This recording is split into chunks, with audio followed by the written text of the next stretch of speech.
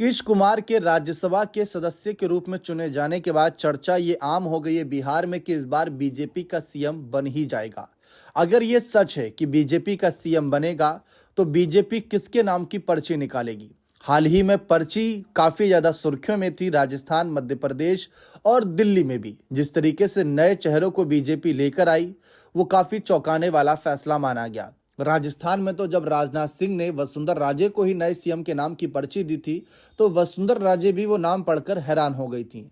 जनता की तो बात की है। अब जिस तरीके से बीजेपी नई पर्ची के सहारे जो है नए मुख्यमंत्रियों का ऐलान कर रही है, ये आगे बिहार में भी क्या चलेगा? क्या नीतीश कुमार ये होने देंगे? हाल ही में भाई वीरेंद्र का एक बयान सामने आया था। उन्होंने कहा था कि भाजपा का अगर मुख्यमंत्री बनेगा तो वो रिमोट कंट्रोल वाला होगा, कठपुतली होगा जो दिल्ली के इशारों पर ही काम करेगा। ऐसा उनका कहना था, विपक्ष का कहना था। जबकि बीजेपी यहां पर अपने नेताओं को खुली छूट देती है, ऐसा उनका कहना है। ये एक अलग विषय है। लेकिन इस बीच भाई वीरेंद्र ने यह भी कहा था कि नीतीश कुमार पहले भी कई बार पलटी मार चुके हैं। अगर एक बार फिर से पलटी मारकर वह महागठबंधन में वापसी करते हैं तो कुछ किसी को कोई आश्चर्य नहीं होगा। और नई सरकार बनाने का फैसला पलटी मारने के बाद अगर नीतीश कुमार फैसला लेते हैं पलटी मारने का, तो नई सरकार बनाने का फैसला शीर्ष नेतृत्व करेगा, ऐसा उनका स्टेटमेंट था। फिलहाल चर्चा ये हो रही है कि राज्य में मुख्यमंत्री के रूप में सम्राट चौधरी और निशांत कुमार उप मुख्यमंत्री के रूप में आ सकते हैं ताकि लवकुश समीकरण को भी साधा जा सके। ऐसा होता है तो क्या नीतीश ये होने देंगे? क्योंकि निशांत उप मुख्यमंत्री बनेंगे और उप मुख्यमंत्री जैसा कोई पद नहीं होता है संविधान में। आनंद मोहन ने भी कहा था कि उप मुख्यमंत्री नहीं बल्कि ये चुप मुख्यमंत्री बराबर होता है। सारे फैसले, सारी जिम्मेदारियां मुख्यमंत्री के कंधों पर ही होती है, ये बात हर कोई जानता है। नीतीश 20 साल से मुख्यमंत्री रहे, इस बीच यहाँ पर कई बार बीजेपी के उप मुख्यमंत्री बने, तो फिर भी अगर आप देखें तो बीजेपी सीएम पद चाह ही रही है ना, तो वो एक अलग विषय है। लेकिन इस बीच अगर आप देखें तो हर कोई यही सवाल उठा रहा है कि अगर बीजेपी पर्ची वाला सीएम लाती है तो क्या नीतीश उसको स्वीकार कर लेंगे या फिर उसके खिलाफ जाकर लालू यादव से हाथ मिलाएंगे और अपने बेटे को सीएम बनाने का प्रस्ताव उनके सामने रखेंगे। कई लोग इस बात की चर्चा कर रहे हैं कि अगर नीतीश महागठबंधन की ओर जाते हैं तो उनकी क्या शर्तें हो सकती हैं, क्या मांग हो सकती है। इसमें सबसे अहम बात आती है केंद्र के नजरिए से भी, क्योंकि नीतीश अब राज्यसभा सदस्य के तौर पर चुने जा चुके हैं।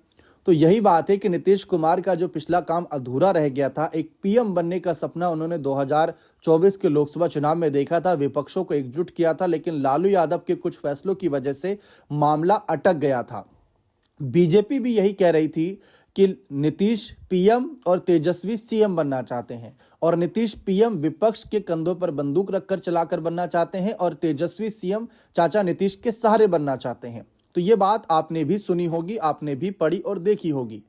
अब क्या वही कयास फिर से लगेंगे? नीतीश दिल्ली जा रहे हैं, विपक्ष इतना कमजोर नहीं है जितना पहले कमजोर था राज्यसभा और लोकसभा के नजरिए से, और ऐसे में चुनौती इनके लिए बहुत बड़ी रहेगी। दूसरा ये सवाल उठ रहा है कि नीतीश अगर दिल्ली जा रहे हैं तो बीजेपी उनके लिए क्या बड़ी जिम्मेदारी तय करके रखेगी। अगर मुख्यमंत्री कुर्सी छोड़ेंगे तो क्या उन्हें बड़ी जिम्मेदारी के तौर पर उप प्रधानमंत्री या फिर कोई और बड़ा पद देगी बीजेपी? सोचने वाली बात है। या सिर्फ मंत्री पद देगी या वो भी नहीं देगी, चर्चा का विषय। क्योंकि नीतीश कुमार की जिस उम्र के मुहाने पर खड़े हैं, उसके बाद कितने समय तक के लिए इनकी राजनीति बची है, ये भी एक चर्चा का विषय है।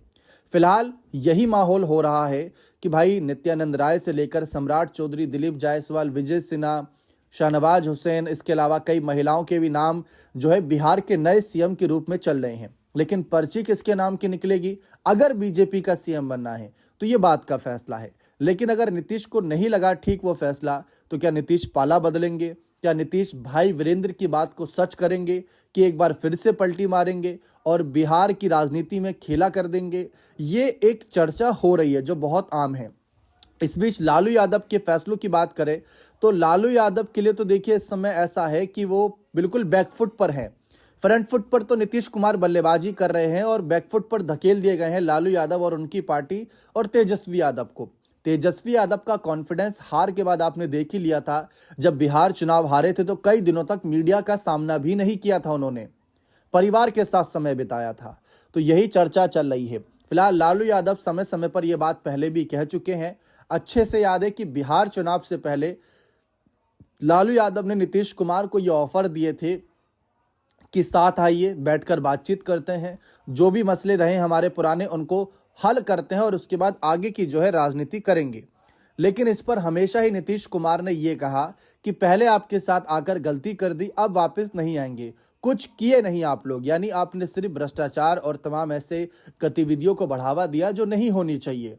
सुशासन बाबू की छवि के लिए ये गतिविधियां खराब है, इसीलिए नीतीश कुमार ने लालू यादव से दूरी बनाए रखी। लेकिन ये भी गौर करने वाली बात यह है कि एक बार कोई समझ जाता है, लेकिन बार बार हमने देखा, एक दो बार तो नीतीश पाला बदले हैं, तो बार बार पाला बदल का कहीं ना कहीं एक अलग ही मतलब निकलता है।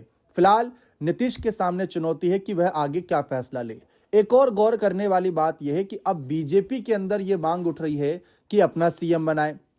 खुले तौर पर वो बात नहीं कर रहे, क्योंकि एक डर भी होगा कि अगर अभी से ही हड़बड़ी कर दी तो कहीं नीतीश बुरा ना मान जाए, और नीतीश कब किस बात पर नाराज हो जाए, ये अगर दाहिने हाथ से नाराज है तो बाएं हाथ को पता नहीं चलता। तो वही नीतीश कुमार के मन और दिमाग में क्या चल रहा है कोई कह नहीं सकता।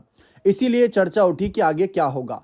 फिलहाल निशांत को लेकर जिस तरीके से जेडीयू में मांग है कि निशांत को मुख्यमंत्री बनाया जाए और अपनी पार्टी बचाने के लिए बीजेपी से कोई ठोस कदम उठाए जाए, जेडीयू के अंदर ही कई ऐसे नेता हैं जो ये स्वीकार कर रहे हैं कि अगर निशांत राजनीति में नहीं आते और किसी और चेहरे को अगर यहां पर मुख्यमंत्री कुर्सी के लिए आगे किया जाता या अध्यक्ष पद के लिए आगे किया जाता या नीतीश के उत्तराधिकारी के रूप में देखते तो जरूर पार्टी टूट जाती।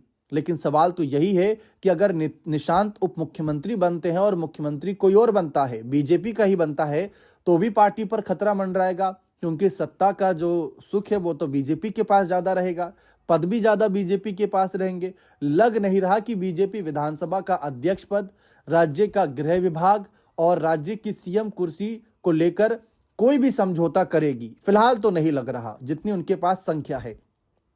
लेकिन निशांत को लेकर जो जेडीयू में मांग उठी है, क्या उसको नीतीश नजरअंदाज कर देंगे या उस मांग को पूरी करने के लिए बीजेपी उनकी मदद खुद करेगी, बीजेपी खुद उनका साथ देना चाहेगी? ये चर्चा का विषय हो रहा है और इसी पर एक बहुत बड़ी बहस छिड़ी हुई है। कईयों की मांग है, कई बाहुबली चेहरे भी है उसमें, अनंत सिंह, आनंद मोहन जैसे, ये मांग कर रहे हैं कि निशांत को सीएम बनाया जाए, जबकि कई ऐसे नेता हैं जो ये कह रहे हैं कि दोनों ही पार्टी बीजेपी जेडीयू बराबर बराबर है, इसलिए कोई बड़ा भाई नहीं कोई छोटा भाई नहीं, सब बराबर हैं, जुड़वा भाई एक तरीके से कह लीजिए। तो वो भी बात हो रही है। लेकिन फिलहाल लालू परिवार की तरफ से देखें तो वो तो निशांत को पहले ही स्वीकार करने के लिए बैठे हैं। राबड़ी देवी और कई पार्टी के और नेताओं ने ये तक कहा था, जब नीतीश के अस्वस्थ होने की खबरें खूब चर्चा में थी, तो उन्होंने ही ये कहा था कि निशांत को सीएम बना दीजिए, नीतीश को अब आराम करने का समय है। ये निशांत की जिम्मेदारी बनती है कि अब वो अपने पिता को आराम करने की सलाह दें और खुद सीएम कुर्सी और पार्टी के अध्यक्ष के रूप में आगे की रणनीति बनाए, जिससे बीजेपी को अगला मौका ना मिल सके। तो ये बात बहुत चर्चा में है। फिलहाल देखते हैं बिहार के भविष्य में आगे क्या लिखा है, नीतीश की जगह कौन आएगा, क्या वो बीजेपी का ही होगा, किसके नाम की पर्ची निकलेगी, क्या पर्ची देखने के बाद नीतीश कोई बड़ा फैसला लेंगे, बीजेपी के ऊपर ये जिम्मेदारी सौंपेंगे या खुद फैसला लेंगे कि मुख्यमंत्री कौन बनेगा? ये बहुत बड़ा एक समीकरण है। अब आप खुद सोचिए कि अगर नीतीश फैसला कर रहे हैं कि बीजेपी में से कौन सीएम बनेगा, तो ये बीजेपी का बड़प्पन होगा, लेकिन ये नीतीश की ताकत को भी दर्शाएगा। क्या ये बीजेपी होने देगी या नहीं? आपको क्या लगता है? अपनी राय कमेंट सेक्शन में अवश्य दीजिएगा।